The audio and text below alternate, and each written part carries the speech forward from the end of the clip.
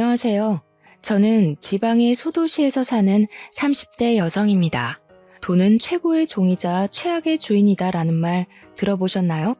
우연히 고속도로 화장실에서 이 명언을 보게 되었는데 이 문장을 보니 생각나는 사람이 있어서 사연을 보내게 되었습니다. 본격적인 사연 소개 전에 제가 살아온 이야기를 해볼까 해요. 제 부모님은 징그럽게 싸우시다가 저 고등학교 때 이혼을 하셨습니다. 제 기억을 더듬어 보면 처음부터 부모님 사이가 좋지 않았던 것은 아니었어요. 어릴 때는 아버지가 사업하셔서 집도 넓었고 화목하게 잘 살고 있었습니다. 그런데 아버지가 큰아버지의 보증을 서시고 큰아버지가 연락이 끊기면서 아버지는 신용불량자가 되었어요. 그때부터 우리 집은 급속도로 작아지기 시작했습니다. 2층 집이 단층 주택이 되었고 마당이 사라지고 방 3칸에서 2칸, 급기야는 반자의 원룸에서까지 살게 되었어요. 그렇게 집이 망함과 동시에 살아갈 희망조차 잃은 아버지는 점점 술에 의존하시며 도박까지 하게 되었고 결국 두 분은 이혼하시게 되었습니다. 그 뒤로 저는 엄마와 함께 살게 되었어요. 엄마는 예전에 요양보호사와 사회복지사 자격증을 취득하셔서 어렵지 않게 요양원에 취업할 수 있었습니다. 부모님의 이혼 후 아버지를 다시 뵌 장소는 장례식장이었어요. 처음에 이혼하면서 아버지는 친척들에게 가서 도움을 받는다고 했지만 그 친척들은 다들 아버지를 반기지 않았고 결국 아버지는 찜질방과 모텔을 전전하며 사셨다고 합니다. 아버지는 여전히 술을 매일 드셨고 술을 드시고 찜질방에서 주무시다가 심장마비로 돌아가셨어요. 아버지의 장례식장에는 친할머니와 고모가 계셨는데 저와 함께 온 엄마를 발견하시고는 지가 남편 죽여놓고 무슨 낯짝으로 왔냐며 화를 내셨습니다. 엄마가 그들에게 당하고 있는 모습을 보고 있자니 화가 너무 나서 제가 큰아버지 때문에 이렇게 된 것이지 이게 왜 엄마 때문이냐고 소리를 질렀어요. 고모는 어린 게 대든다고 하며 저를 밀었고 그 모습을 본 엄마는 또 화가 나서 아버지의 영정사진 앞에서 대판 싸웠습니다. 이게 아버지와 아버지 친척들의 마지막 모습이었어요. 그 뒤로 저는 고등학교를 졸업하고 바로 회사에 취업했습니다. 집안 형편도 넉넉치 않았고 제가 원래 공부를 잘했던 것은 아니라서 대학교를 다니며 쓸데없이 돈 낭비를 하느니 빨리 회사에서 돈을 버는 게 더 낫다고 생각했어요. 그래서 집 근처에 어지간한 회사에 다 이력서를 넣었고 그 결과 중소기업의 경리로 입사를 하게 되었습니다. 그곳에서 4년 정도 일하며 이것저것 자격증을 땄고 나이는 어려도 성실히 일한 경력과 자격증으로 꽤 좋은 중견기업의 경력직으로 이직을 하게 되었어요. 수도권이라면 어려웠겠지만 제가 사는 곳은 지방의 작은 도시라 젊은 사람들이 많이 없었고 그래서 더 쉽게 이직에 성공할 수 있었던 것 같습니다. 저는 20살 때부터 8년간 열심히 일하며 돈을 모았지만 내 수중에 있는 돈은 8천만 원이 전부였어요. 그렇게 열심히 일했는데 이것밖에 못 모인 것을 보니 답답하더라고요. 저의 쥐꼬리만한 월급 모아서는 행복하게 살 수 없겠다고 생각하여 재테크를 하기로 했습니다. 그런데 혼자 하자니 너무 어렵고 막막하더라고요. 그래서 이것저것 찾아보다가 이 지역에 재테크 동호회가 있다는 것을 발견하고 바로 가입했습니다.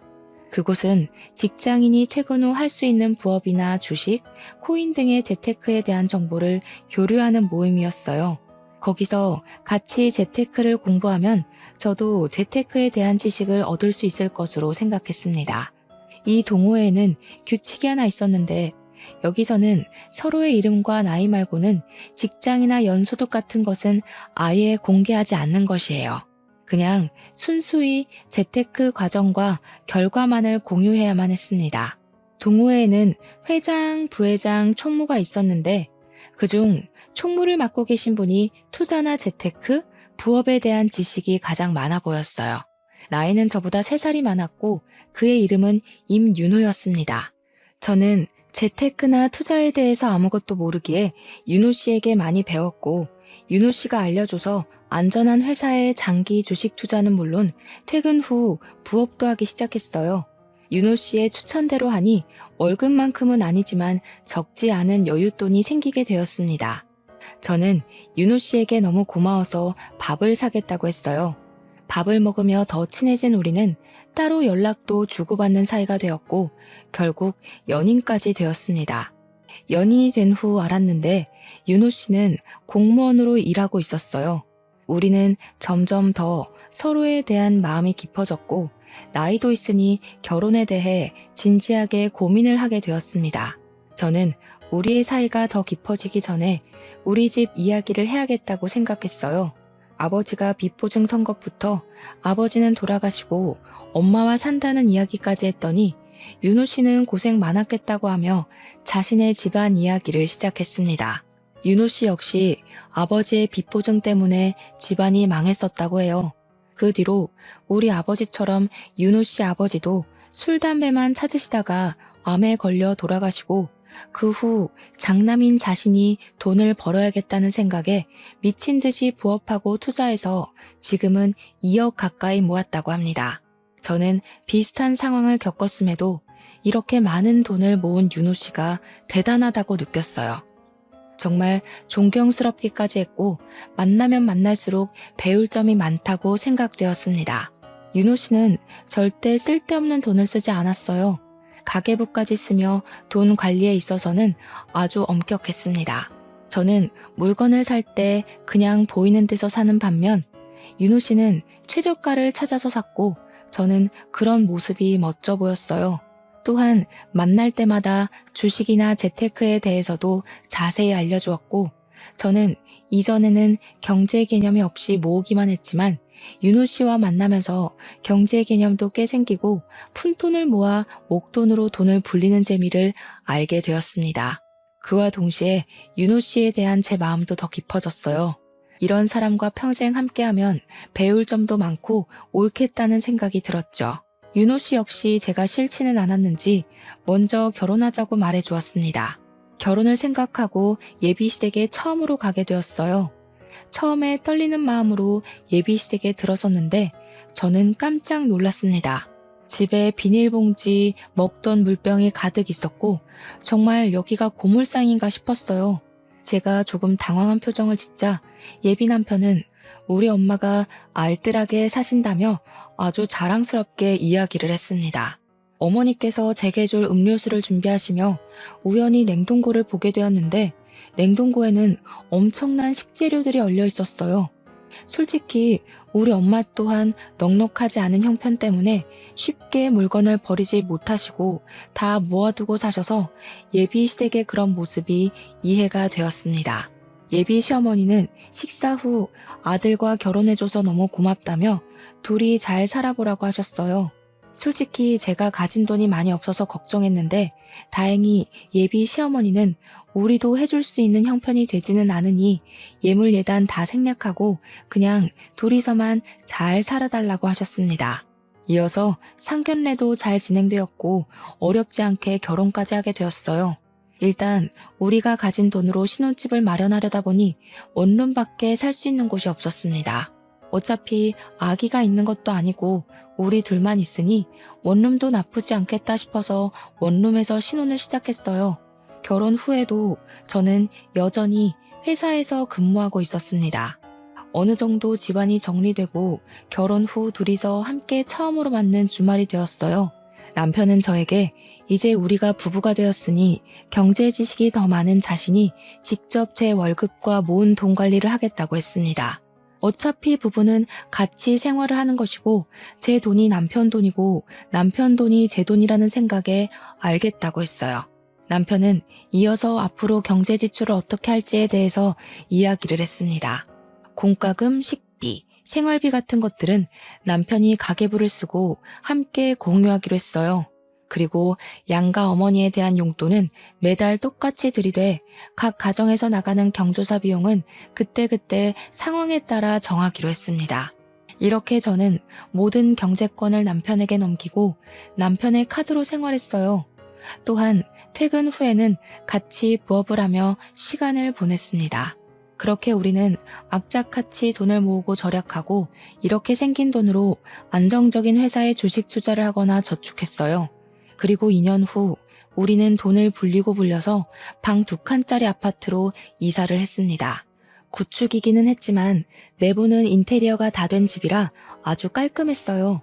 여전히 저는 남편의 카드로 생활하고 있었고 가끔 예상치 못한 큰돈이 지출되면 남편이 뭐라고 하기는 했지만 그래도 상황을 이야기하면 남편도 수긍하고 넘어갔습니다. 그러던 어느 봄날 며칠째 건조주의보가 발령될 정도로 매우 건조한 날씨가 이어졌어요. 당시 우리 시댁은 산 바로 밑에 집에서 살고 있었는데 시댁 바로 뒤에 산에서 화재가 발생했습니다. 금세 잡힐 줄 알았던 산불은 점점 더 커졌고 위험하다고 느낀 시어머니는 안내방송에 따라 귀금속과 중요한 것만 챙겨서 대피해야 하는 상황이었어요. 그래서 시어머니는 우리 집으로 대피를 했습니다. 다행히 시댁 바로 옆에서 불길이 잡히기는 했지만 시댁 창고가 불이 탔어요. 시어머니가 물건을 절대 버리지 못하는 성격이라 집에 물건이 쌓여 있어서 창고를 하나 만들었습니다. 이 창고에는 박물관에서나 볼 법한 아주 많이 오래된 물건부터 흔히 쓰는 플라스틱 물병까지 온갖 잡동사니가 한가득 있었어요. 그런데 이곳이 타버린 것입니다. 시어머니는 너무 속상해했지만 저는 그래도 창고만 타서 다행이라고 생각했어요. 솔직히 창고에 이것저것 물건은 많지만 제가 보기에는 그냥 쓰레기 같아 보였거든요. 어쨌든 완전히 불길이 잡힌 후 시댁에 가보니 불을 잡는다고 시댁을 향해 물을 뿌리는 바람에 집이 엉망이었습니다. 저는 남편에게 집이 정리될 때까지 우리 집에서 함께 있자고 했어요. 그 뒤로 우리가 회사에 출근해 있는 오전 오후에는 시어머니와 동네 사람들이 집을 정리하고 저녁에는 저와 남편이 조금이라도 집 정리를 도와드리기로 했습니다. 이렇게 저는 당분간 시어머니와 함께 살기 시작했어요. 시어머니는 정말 하나부터 열까지 뭐 하나 버리는 것이 없었습니다. 시어머니가 집에 온 뒤로 냉장고에는 음식물 쓰레기인지 뭔지 모를 것들이 한가득 있었어요. 필요 없는 것 같아 제가 버리려고 하면 나중에 다 먹는다며 절대 못 버리게 하셨습니다. 그러나 그 음식은 일주일 후에도 그대로였고 결국 쉰내가 나거나 상해서 음식을 버려야만 했어요. 하루는 시어머니가 밖에서 플라스틱 생수병을 하나 들고 왔고 저는 당연히 쓰레기라고 생각해서 버렸습니다. 그런데 버리고 나서 시어머니가 생수병을 찾으시는 거예요. 저는 당연히 쓰레기인 줄 알고 버렸다고 말씀드렸습니다. 그걸 버리면 어떡하니? 너는 참 애가 아낄 줄도 모르고 내가 지난 한 달간 네가 살림하는 것을 보니까 아주 펑펑 쓰고 살더라. 양치할 때도 왜 쓸데없이 물을 버리니? 그리고 집에서 샤워할 거면 빨리 해야지. 10분씩이나 샤워하는 게 말이 돼? 게다가 뜨거운 물로 말이야. 이제는 봄이니까 찬물로 그냥 샤워해도 되잖아. 내가 가르쳐야 될 것이 너무 많다. 앞으로 내가 너 옆에서 살림을 가르쳐야겠다. 그래, 좀 배워. 나보다 엄마가 더 많이 아끼시고 사시니까 엄마한테 아껴서 살림하는 법 좀 배워. 가만 보면 너는 정말 막 쓰고 살아. 땅을 파서 돈이 나오는 것도 아닌데 말이야. 시어머니와 남편은 같이 저에게 낭비하며 산다고 구박을 해댔습니다.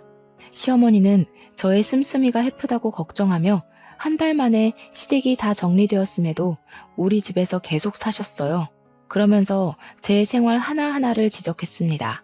씻을 때도 정확히 5분이 지나면 빨리 나오라고 불과 보일러를 꺼버렸어요.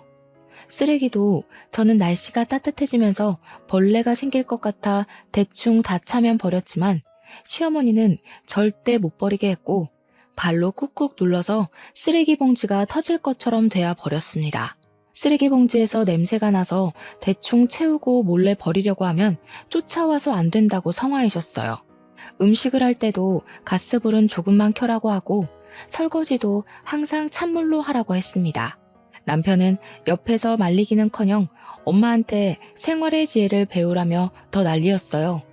그나마 제가 회사 다니고 있어서 시어머니와 마주치는 시간이 저녁뿐이라 다행이긴 했네요.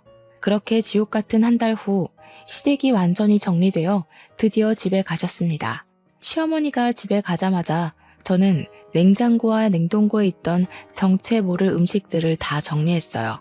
남편은 이걸 아깝게 다 왜 버리냐고 했지만 음식들이 다 상하고 냄새 나는 것을 보고 빨리 버리라고 했습니다.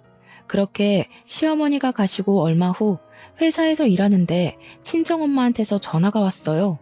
지붕에서 물이 조금씩 새서 장마가 오기 전에 지붕 공사를 해야 하는데 공사 기간인 2주일 정도만 우리 집에서 살아도 되냐고 물어보셨어요.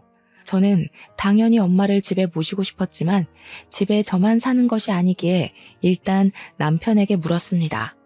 그런데 남편이 생각 좀 해보고 집에 가서 이야기해보자고 했어요. 평생 같이 살자는 것도 아니고 고작 2주일인데 생각까지 하고 이야기할 필요가 있나 싶은 생각에 조금 서운했습니다. 만약 반대의 상황이라면 저는 일말의 고민도 없이 당연히 집에서 머무시라고 할 것이에요. 물론 불편하기는 하겠지만 그래도 당연히 그리해야 된다고 생각을 가졌는데 남편은 아닌가 하는 생각이 들었습니다. 그날 퇴근 후 저는 남편에게 엄마 집이 공사할 동안 우리 집에 계시는 것에 대해 다시 물었어요. 안 그래도 회사에서 생각해 봤는데 장모님이 우리 집에 계시려면 생활비를 조금 받아야 할 것 같아. 2주일이긴 하지만 그래도 우리 집에서 먹고 주무시고 씻으시잖아. 생활비라니? 엄마도 출근하셔서 그래봤자 저녁 때일 뿐인데 무슨 생활비씩이나 받아. 그렇게 따지면 어머님도 한 달 넘게 계셨는데 그때도 생활비 받아야 공평한 거 아니야? 우리 엄마는 화재로 도무지 살 수 있는 형편이 되지 않아서 우리 집에 어쩔 수 없이 오신 거고 장모님은 그럴 정도는 아니잖아. 그 집에서 계실 수는 있는데 단지 먼지가 날린다는 이유로 우리 집에 오시겠다는 거 아니야? 그럼 장모님 때문에 너는 몰라도 나는 불편한 그런 걸 감수해야 하니 당연히 생활비는 받아야지. 그리고 어머니가 물론 저녁 때만 계시기는 하지만 매일 적어도 2번은 씻으실 테고 씻는 동안 사용될 수도세, 가스비도 당연히 받아야 하는 거 아니야? 사실 우리는 그동안 친정과 시댁이 다 집에서 20분 거리라 친정이나 시댁에서 잠을 자본 적도 없었고 우리 집에서 시어머니나 엄마가 주무신 적도 없었습니다. 다들 집이 코앞인데 왜 굳이 남의 집에서 자느냐고 하시며 명절에도 요리할 때만 모이고 집은 각자 집에서 편하게 잤어요. 그런데 결혼 후 처음으로 엄마가 우리 집에서 주무시겠다는데 가스비며 수도세를 받아야 한다는 남편의 말이 너무 황당했습니다. 제가 남편에게 더 따지려던 찰나 엄마한테 전화가 왔어요. 엄마가 근무하시는 요양원 근처에 살고 계시는 이모 집에서 공사할 동안 계시기로 했답니다. 아무래도 거기가 더 가깝기도 하고 마음도 편할 것 같다면서요. 그래서 다행히 이 문제는 일단락 되기는 했지만 남편에게 너무 서운했습니다. 그날 이후로 저와 남편은 왠지 모르게 어색해지고 서먹해졌어요. 그렇게 서먹하게 지내다가 제 생일이 왔습니다. 우리는 아직 마음의 앙금이 풀어진 상태가 아니라 그냥 제 생일도 조용히 지나가려 했어요. 그런데 퇴근하고 오니 남편이 케이크와 제가 평소에 좋아하는 음식을 포장해 왔더라고요. 같이 음식을 먹으며 남편이 하는 말이 저번에 장모님이 우리 집에서 지낸다고 했을 때 그리 말한 거 미안하다고 했습니다. 그날 이후로 제가 계속 화나 보여서 답답한 마음에 친구들에게 말했다가 욕을 엄청 먹었다고 해요. 이혼 안 당한 게 다행이라는 소리까지 들었다고 합니다. 2번 다시는 이런 일 없게 하겠다고 하며 미안하다고 다시 한번 사과했고 저 역시 남편의 진심 어린 사과에 서운했던 마음이 눈 녹듯 사라졌습니다. 그리고 한 달 후 몸이 이상해서 임신 테스트를 해보니 2줄이 떴어요. 제게 아기가 생겼습니다. 사실 우리는 돈을 좀 더 모으고 아기를 가지려고 했는데 생각보다 일찍 생긴 아기에 조금 당황했어요. 그래도 저도 남편도 우리의 이세가 생긴 것이 너무 행복했습니다. 그런데 대부분 아기가 처음 생기면 좋은 옷과 신발을 새 것으로 사주잖아요. 남편은 생각이 달랐습니다. 어차피 아기가 금방 크기 때문에 좋은 옷을 사줘봤자 얼마 입지 못한다고 하며 여기저기서 중고로 옷을 엄청 받아왔어요. 아직 태어나지도 않았고 성별조차도 모르는데 집에 베네 쪼고리부터 초등학생이 입을 만한 옷까지 엄청 많았습니다. 그런다고 옷이 좋은 것도 아니었어요. 물론 한두 개는 브랜드 옷도 있었지만 대부분은 누래지고 허름한 옷이었습니다. 제가 남편에게 우리 아기에게 어떻게 이 옷을 입히냐고 하니 집에서만 입히는데 뭐가 문제냐고 했어요. 또한 아기를 키우는데 꼭 필요한 것은 아니지만 있으면 좋은 유모차, 아기띠 같은 물건들은 다 중고거래나 아는 사람이 쓰던 것을 받아왔습니다. 이렇게 여기저기서 받아오니 집이 창고 같아졌어요. 이미 아이를 키우고 있는 친한 언니들은 남편 말이 틀린 것은 아니라며 알뜰살뜰해서 참 좋다고 했지만 저는 너무 스트레스였습니다. 그러다가 제가 입덧이 시작되었어요. 밥 냄새, 김치 냄새만 맡아도 속이 너무 안 좋았고 음식 생각만 해도 속이 울렁거려 일상생활이 거의 불가했습니다. 게다가 병원에서는 유산의 위험이 있다고 하며 집에서 절대 안정을 취하라고 했어요. 심한 입덧에 유산의 위험으로 저는 오래 다니던 회사를 어쩔 수 없이 관두게 되었습니다. 그렇게 집에서 입덧으로 고생을 하고 있었는데 친정엄마가 저를 임신했을 때 김밥만 먹었다며 혹시 모르니 김밥을 먹어보라고 사다 주셨어요. 저는 당연히 못 먹을 것으로 생각했지만 신기하게 김밥은 또 잘 먹히더라고요. 한동안 계속 먹지 못하다가 김밥이라도 먹으니 살 것 같았습니다. 다음날 집에 있다가 김밥을 남편 카드로 주문했어요. 남편이 집에 있는데 카드를 왜 썼냐고 짜증 섞인 목소리로 전화를 했길래 김밥이 먹고 싶어서 주문했다고 했습니다. 남편은 집 있으면서 무슨 김밥을 시켜 먹냐며 그럴 바엔 그냥 밥을 먹으라고 했어요. 저도 어지간하면 밥을 먹는데 밥 냄새만 맡아도 구토하는데 어쩌라는 건가 싶었습니다. 그리고 제가 김밥을 몇만 원치라도 샀으면 남편의 이런 반응을 이해하겠지만 김밥으로 결제된 금액이 기본 주문 금액 10,000원에 배달료 3,000원 붙어서 고작 13,000원이었어요. 13,000원이 아주 적은 돈은 아니지만 그래도 아내가 입덧 중에 유일하게 먹을 수 있는 음식이 김밥이라 주문한 건데 이게 그렇게 짜증을 내릴 일인가 싶었고 남편에 대한 정이 뚝 떨어졌습니다. 그날 김밥이 와서 먹기는 했지만 그 뒤로는 남편의 눈치가 보여서 김밥을 먹지 못했어요. 그렇게 지옥 같은 입덧도 시간이 흐르니 잠잠해졌습니다. 입덧이 지나고 나니 이제 배가 불러오기 시작했어요. 어느 정도 밥을 먹을 수 있게 되었고 임신도 안정기에 접어들며 의사 선생님이 슬슬 움직여도 된다고 하셨습니다. 그래서 집에 있으며 책도 읽고 집안일도 하며 있는데 남편이 집에만 있지 말고 주식 투자를 해보라고 했어요. 원래 우리는 주식 투자를 장기 투자로만 하고 있었습니다. 그런데 남편이 주식을 잘하는 사람들은 단기로도 투자를 많이 한다며 한번 공부하며 해보라고 했어요. 그러면서 되지 않던 컴퓨터도 최신식으로 바꾸고 자신의 주식 계좌를 알려준 후 저에게 500만 원을 건네주었습니다. 저는 남편이 준 500만 원으로 단기 투자를 시작했어요. 도박의 위험성이 있었지만 생각보다 잘 되었고 그렇게 단타로 번 돈으로 남편에게 화재로 타버린 시댁의 창고를 다시 만들어 드리자고 제안했습니다. 남편은 안 그래도 시어머니가 참고 없어서 불편해했는데 잘했다고 하며 시댁의 창고를 짓기 위해 업체를 선정하고 시댁은 공사가 시작되었어요. 창고가 완성되는 날 저와 남편은 소고기를 들고 시댁에 갔고 시어머니는 아주 기뻐하셨습니다. 우리 아들이 돈 많이 벌어서 이렇게 창고도 다시 만들어주고 아주 기특하네. 우리 아들이 역시 최고야. 어머니, 이 돈은 제가 집에서 주식해서 번 돈이에요. 그러니까 저도 칭찬 좀 해주세요. 네가 무슨 돈이 있어서 주식을 해서 이런 창고를 사들여? 집에 있으면서. 제가 남편이 준 500만 원으로 주식 투자해서 돈을 이렇게 불렸어요. 그치 여보? 그래봤자 다 내 돈으로 한 건데 뭐. 그니까 내가 한 거지.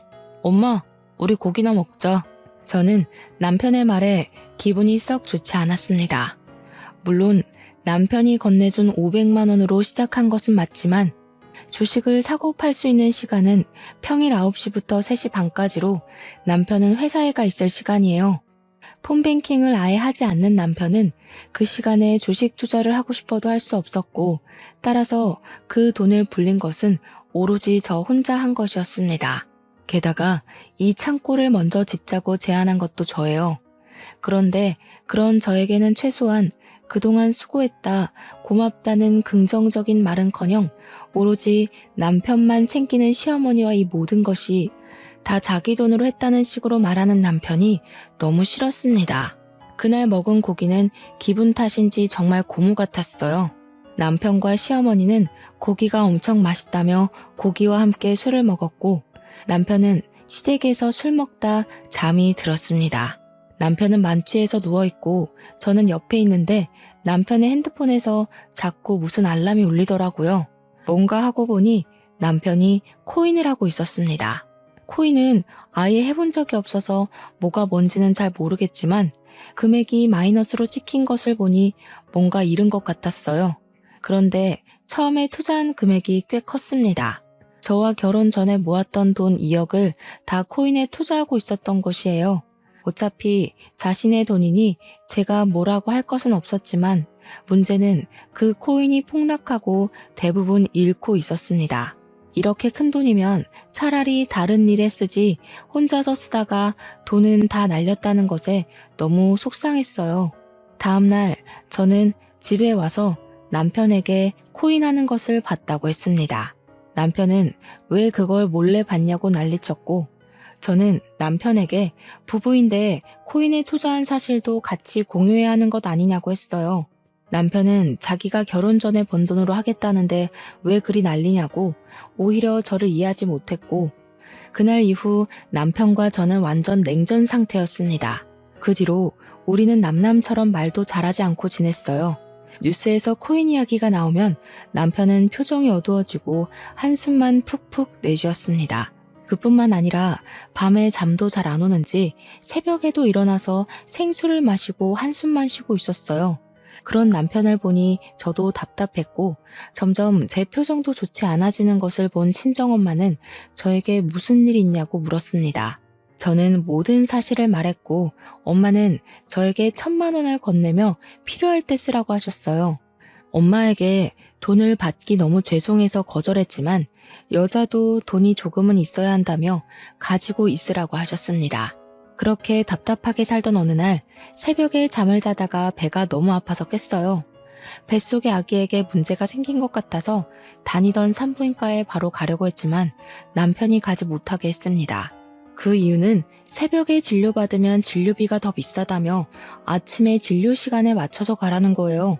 그런데 저는 태어나서 이렇게 배가 아픈 적이 있었나 싶을 정도로 배가 너무 아팠습니다. 저는 당장 병원에 가고 싶어서 콜택시라도 부르려고 했는데 택시는 안 잡히고 남편은 가지 말라고 하며 운전도 안 해주고 미칠 지경이었어요. 아픈 배를 잡고 울고 불고 난리를 쳐도 남편은 그냥 참으라고만 했습니다. 그렇게 시간이 지나 해가 뜨고 드디어 9시가 되었어요. 산부인과 진료 시간에 맞춰서 병원에 가서 증상을 말한 후 바로 검사를 하니 이미 아기가 뱃속에서 심정지 되었다고 했습니다. 의사 선생님은 임산부가 배가 아프면 새벽이라도 당장 병원에 왔어야지 왜 안 왔냐고 하며 뭐라고 하셨어요. 이를 이 지경까지 만든 남편은 그 옆에서 아무 말도 안 하고 있었고 저는 눈물을 흘리며 아기를 보냈습니다. 아기를 보내고 누워있는데 시어머니와 엄마가 병원에 도착했어요.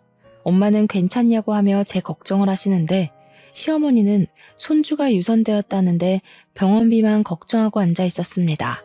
남편도 역시 그 옆에서 병원비만 걱정하고 있었어요. 그 모습을 보니 엄마도 저도 너무 화가 났습니다. 지금 손주가 유산이 됐는데 그깟 병원비가 그렇게 걱정되세요? 임서방, 자네 제정신인가? 지금 자네 자식이 허망하게 죽었어. 아니, 아기가 죽은 게 왜 우리 아들 잘못이에요? 제대로 품지 못한 전현이 잘못이지. 왜 우리 아들한테 뭐라고 한답니까? 뭐요? 당신 아들이 코인인가 뭔가 거기에 투자만 하지 않았어 봐. 그러면 우리 딸이 스트레스 받지 않고 잘 품었겠지. 코인? 그게 뭔데요? 당신 아들이 코인에 투자해서 거금을 날리는 바람에 우리 딸이 스트레스 받아서 이 지경까지 된 거 아니야? 야, 너는 네 남편이 쓸데없는데 투자했으면 그걸 말렸어야지. 안 사람이 돼서 그걸 그냥 뒀어? 하여튼 멍청해서는. 당신 아들이 말도 하지 않는데 우리 딸이 무슨 수로 알고 그걸 말려요? 진짜 해도 너무하네. 아이도 유산되었고 하니 그냥 이참에 갈라서요. 둘 이혼시킵시다. 엄마와 시어머니는 제 병실에서 대판 싸웠고 엄마는 이혼을 시키자고 하셨어요. 저 역시 뱃속의 아기가 위험한데도 그깟 몇만 원 되는 진료비 차이가 난다고 진료를 못 보게 한 남편과 더는 같이 살 자신이 없었습니다. 일단 친정에서 몸조리 후 몸이 어느 정도 회복되자마자 이혼을 하겠다고 했어요. 그런데 그냥 이혼할 수는 없었습니다. 제가 주식으로 돈을 불린 것이며 남편에게 넘겼던 저의 월급이 아까웠어요. 그래서 그 돈을 달라고 하니 남편과 시어머니는 당연히 안 준다고 했습니다. 결국 이혼 소송까지 하게 되었어요. 이혼 소장을 접수 후 저는 엄마 집으로 들어가서 살게 되었습니다. 어느 주말 엄마와 집에 있는데 누군가 집으로 찾아왔어요. 문을 열어보니 예전에 아버지가 보증을 서줬던 큰아버지였습니다.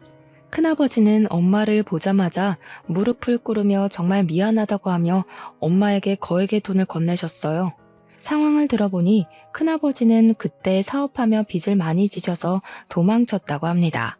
그렇게 도망다니며 일용직으로 일했고 노숙 생활을 하면서 돈을 모으고 모았다고 해요. 겨우 돈을 다 모아서 아버지에게 돈을 주려고 했는데 아버지는 이미 빚 보증 때문에 돌아가셨다는 소리를 듣고 죄책감이 들었고 그래서 그동안 모았던 전 재산을 가져왔다고 합니다. 엄마는 큰아버지의 돈을 받으며 펑펑 울었고 큰아버지는 다 내 탓이라며 미안하다고 했어요. 그래도 이미 다 지난 일이니 엄마는 음식이라도 대접하려고 했으나 큰아버지는 도망치듯이 떠나시고 그 뒤로는 연락이 안 되는 상태입니다. 그 뒤로 저는 몸이 어느 정도 회복되어 이력서를 이곳저곳에 넣었어요. 그중 한 곳에서 면접 보러 오라는 연락이 와서 면접을 보고 나왔는데 그 회사 직원 중 한 명이 저에게 왔습니다. 그분이 저의 이름을 말하며 혹시 맞냐고 하더라고요. 저는 누구시길래 제 이름을 아느냐고 물었더니 자기는 윤호, 즉 제 남편의 중학교 동창이라고 했습니다. 그러면서 할 말이 있는데 잠깐 시간 좀 낼 수 있냐고 물었어요. 저 역시 면접 보고 나서 딱히 할 일이 없었기에 알겠다고 하고 근처 카페로 갔습니다. 남편의 중학교 동창은 자리를 잡자마자 자신의 학창시절 이야기를 꺼냈어요. 이분의 이름은 임동식인데 중학교 때까지만 해도 둘이 친했다고 합니다. 그런데 남편이 고등학교 때 아버지가 돌아가신 이후로 자신에게는 없는 아버지가 동식 씨에게는 있다며 질투를 했다고 해요. 처음에는 단순히 아버지를 잃은 아픔에 그런 거겠지 했는데 그 도가 점점 심해져서 학교에 동식 씨에 대한 이상한 소문을 퍼뜨리고 다녔다고 합니다. 동식 씨는 당연히 친구들이 다들 이 말을 믿지 않겠거니 하며 신경을 쓰지 않았는데 그 당시 공부도 꽤 잘했고 인기도 많았던 남편이 이야기하니 친구들이 다 믿었고 순식간에 동식 씨는 학교에서 왕따가 되었어요. 동식 씨는 남편에게 제발 이 소문이 사실이 아니라고 말해달라고 했지만 남편은 거액의 돈을 가져오면 소문이 거짓이라고 말하겠다고 했답니다. 그런데 동식 씨는 잘 사는 집이 아니라서 그런 돈이 없었고 결국 이상한 소문은 사실처럼 되어버렸어요. 동식 씨는 친구들의 괴롭힘을 당하기 시작해서 전학까지 갔지만 남편은 전학간 학교 앞까지 찾아와서 괴롭게 했고 결국 동식 씨는 자퇴했습니다. 그리고 검정고시를 봐서 고등학교 졸업장을 따고 대학교까지 다녀서 이 회사를 왔다고 해요. 그 뒤로 동식 씨는 임윤호, 그 이름 세 글자만 생각하면 너무 끔찍하고 가만두고 싶지 않아서 매일 SNS로 임윤호는 뭐하고 사는지 확인하고 있었다고 합니다. SNS에서 결혼한다는 소식을 알았고 그러면서 자연히 제 얼굴까지 알게 되어서 연락할 방법을 찾고 있었다고 해요. 그러면서 결혼한 사람에게 이런 이야기를 하는 것이 실례인 것은 알지만 남편의 실체에 대해서 알고 있어야 할 것 같아서 이렇게 말한다고 했습니다. 저는 동식 씨의 이야기를 들으며 사실 결혼을 하기는 했었지만 돈만 밝히는 남편에게 증오심을 느끼고 이혼 소송 중이라고 말했어요. 우린 임윤호에 대한 분노로 똘똘 뭉쳐 강한 동지애를 느꼈고 다시 연락하기로 약속하며 서로 연락처를 주고받았습니다. 그리고 며칠 후 주말에 다시 만나서 남편이 근무하고 있는 곳에 보낼 투서를 작성했어요. 동식 씨는 자신이 괴롭힘을 당했던 증거를 바탕으로 글을 썼고 저는 병원에 가지 못해 유산하고 남편이 돈만 밝히며 임신한 제게 주식 투자로 수익을 낼 것을 강요한 것까지 다 적었습니다. 동식 씨와 제가 그동안 당한 것들을 보기 좋고 깔끔하게 만든 후 남편이 근무하고 있는 곳에 무기명으로 투자를 보냈어요. 또한 이 동네의 맘카페를 포함한 동네 사람들도 운영되고 있는 SNS와 카페 등에 다 가입해서 투서의 내용을 다 올렸습니다. 우리 동네는 정말 좁은 동네라 남편에 대한 안 좋은 소문은 물론 남편 얼굴까지 쫙 퍼지기 시작했어요. 그렇게 일주일 후 남편이 화가 잔뜩 난 목소리로 근처 공원에서 만나자고 했습니다. 저는 남편과 저 이렇게 둘이서만 만나면 남편이 어떤 짓을 할지 모르겠다는 생각에 동식 씨와 함께 나갔어요. 지금 이게 뭐 하자는 짓이야? 더럽고 비열하게 이렇게 해서 날 말려 죽일 셈이야?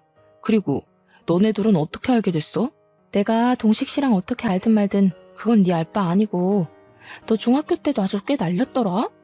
그런 사람이 나라의 세금을 받아먹는 공무원이라니 내가 도무지 가만히 보고만 있지 못해서 말이야. 그래서 지금 나 어디에서도 고개 못 들고 다녀, 알아? 이제 어떻게 할 거야?